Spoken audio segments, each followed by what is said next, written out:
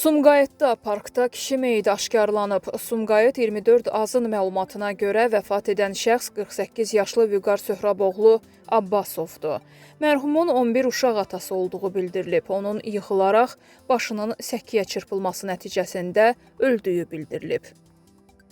Bugün paytaxtın Binəqədi rayonu 9-cu mikrorayon ərazisində avtomobil yolda qazılmış çuxura düşüb. Hadisə Cavadxan və Mircəlal küçələrinin kəsişməsində Akademik Zərifə Əliyeva adına Milli Oftalmologiya Mərkəzinin qarşısında qeydə alınıb.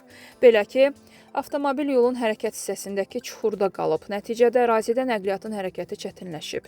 Hazırda həmin ərazidə olan polis əməkdaşları avtomobillərin hərəkətinə kömək edirlər. Yolda qazıntının hansı qurum tərəfindən aparılması hələlik məlum deyil.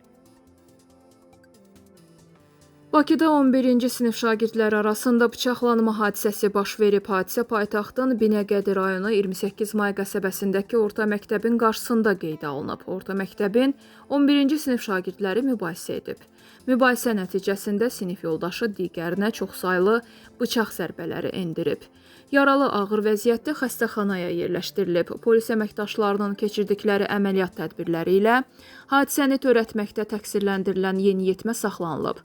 Faktla bağlı araşdırma aparılır. Bugün saat 10 radələrində Göyçay rayonunun Dövranlı kənd ərazisində ağır yol qəzası baş verib. Vaz 21-099 markalı avtomobil idarəetmədən çıxaraq su kanalına düşüb. Nəticədə sürücü 61 yaşlı Habil Talıbov suda boğularaq hadisə yerində dünyasını dəyişib.